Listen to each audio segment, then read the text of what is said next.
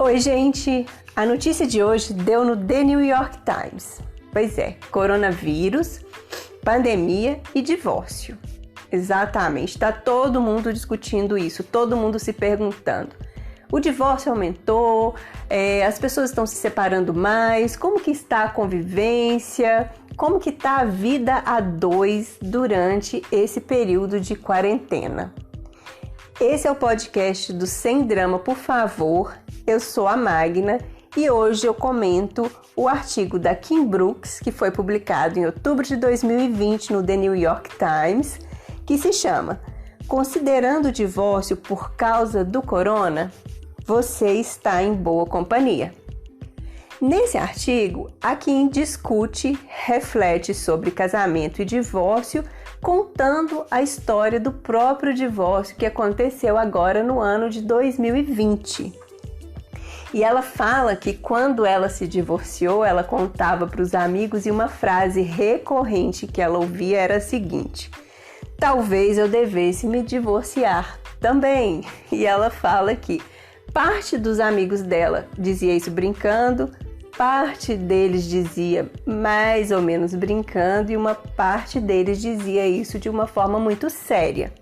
E eles diziam isso no momento que ela contava para eles que agora, com a guarda compartilhada das crianças, ela tinha muito tempo livre para fazer as coisas que ela gosta e que há muito tempo ela não tinha condições de fazer.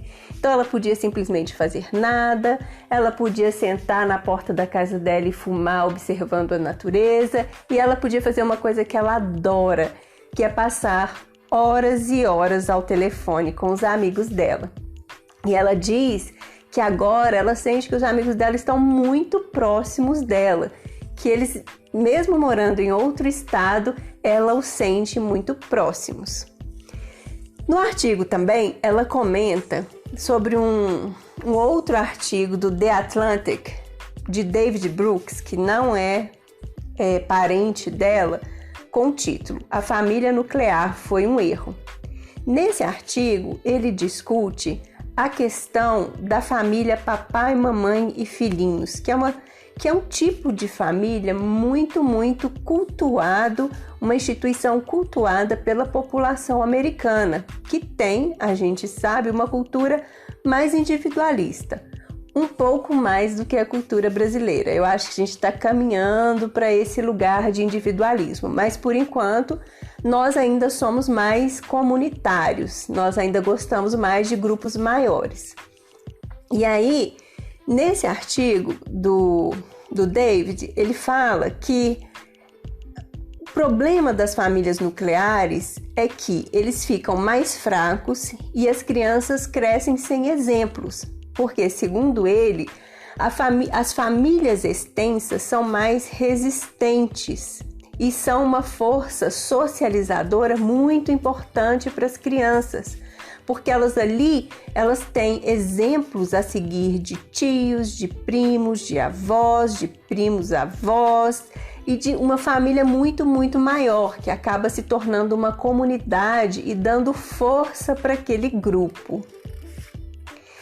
Só que essa ideia ela é muito controversa na cultura americana, que, como eu já disse, é uma cultura mais individualista.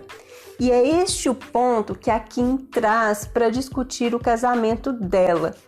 Ela refletiu o seguinte: poxa, eu tinha tudo para ser feliz. Eu tinha marido, eu tinha filhos, eu tinha casa, eu tinha cachorro, mas eu me sentia isolada e desconectada.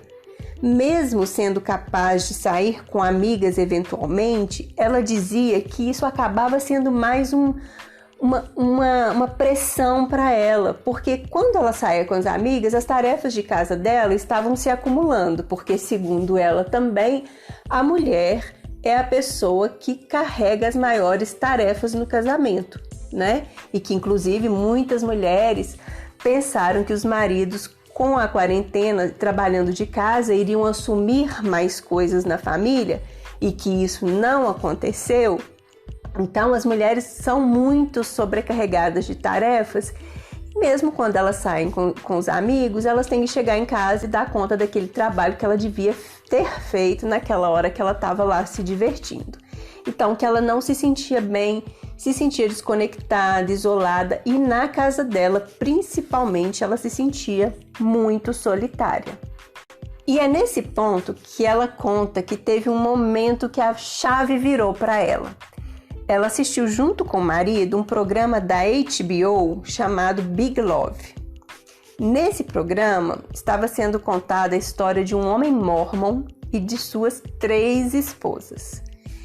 No final, ela entendeu o seguinte: estas 3 esposas se amavam tanto quanto amavam o marido.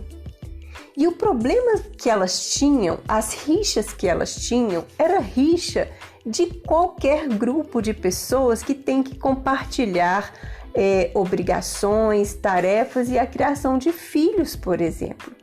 Então, a Kim sentiu ali esta ideia mesmo de comunidade, e ela brincou com o marido dela que então ela precisava de uma esposa irmã. O que o marido dela respondeu para ela o seguinte: acho que a gente precisa fazer mais amigos para a gente sair e nos distrairmos. Mas ela disse que não era isso, que ele não tinha entendido o ponto dela, e aí ela explica no artigo pra gente. E a ideia dela é uma ideia bem legal, que tem a ver com essa família extensa que eu comentei agora há pouco. No fundo, todos nós queremos pessoas integradas às nossas vidas. E esses papéis, na maioria das vezes, eles são desempenhados por tias, por irmãs, mães e amigas. Pessoas que estão próximas fisicamente para nos passar essa segurança. Eu acho que é isso que ela quis dizer, essa ideia mesmo de comunidade, sabe? De ter uma tia que mora a 2 quarteirões da sua casa, de ter uma irmã que você vai para a casa dela um dia à tarde tomar um café e comer bolo e você leva as crianças que brincam com os filhos dela também, de ter uma mãe que liga, que visita, que é visitada. Então, era esta questão que ela quis dizer quando ela disse que ela precisava de uma esposa irmã.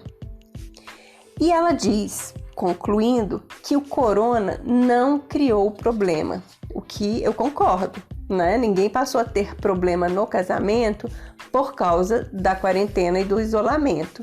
Explicitou o que já não estava bom. Durante a pandemia, o ritmo das nossas vidas foi drasticamente diminuído. E numa vida de correria, a gente não tem tempo para pensar. A gente está distraído o tempo todo. Quando a gente percebe, já se passaram 10, 20 anos dentro de um casamento que não era legal. Mas que durante a pandemia, com essa diminuição da velocidade, nos foi permitido parar, pensar, refletir sobre o que é bom e sobre o que não é bom. E muitas pessoas estão percebendo que não querem continuar casadas com aquelas pessoas, simplesmente porque elas não têm mais distrações. Por exemplo, o casamento tá ruim, vamos fazer uma viagem, e aí faz uma viagem de uma semana para um lugar legal e consegue ficar casado mais um ano. Quando chega no limite, arruma uma outra distração e consegue ficar casado mais um ano. Isso é péssimo. Porque chega no final de uma década, de 2 décadas ou mais, a gente olha para trás e fala assim: meu Deus, o que eu fiz? Onde eu estava com a cabeça? Por que eu permaneci nisso, né? Então, essa diminuição de ritmo que a pandemia nos proporcionou foi excelente para que nós pudéssemos pensar e refletir.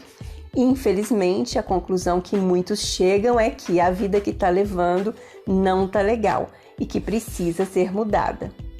E aí, nesse questionamento dela também sobre a família nuclear, ela entende que a família nuclear ela é hoje impraticável e ela é obsoleta. E que o casamento está começando a aparecer mais como um banquinho de 2 pernas, ou seja, algo que não se sustenta. Mas há muitos e muitos séculos que a gente já começou a discutir sobre o casamento, sobre a funcionalidade do casamento. E a gente percebe que existe um declínio, pois o casamento ele não atende mais às demandas mutáveis da vida moderna. Eu concordo em grande parte com isso que ela traz, que a gente precisa repensar o casamento, que a gente precisa repensar os nossos modelos. Concluindo que a pandemia não criou as contradições, ela apenas transformou um problema crônico em crise, mostrando o que nós estamos tentando ignorar. E você? O que você acha? Qual que é a sua experiência com o casamento? Eu gostaria muito de ouvir sua opinião, eu gostaria muito de ouvir o seu depoimento. Quem sabe eu posso até comentar o seu caso aqui e levar luz à vida de outras pessoas também. Escreve para mim. Visite nosso Instagram, @semdramaporfavor, e o nosso site é semdramaporfavor.com. Eu sou a Magda e eu te encontro no próximo podcast.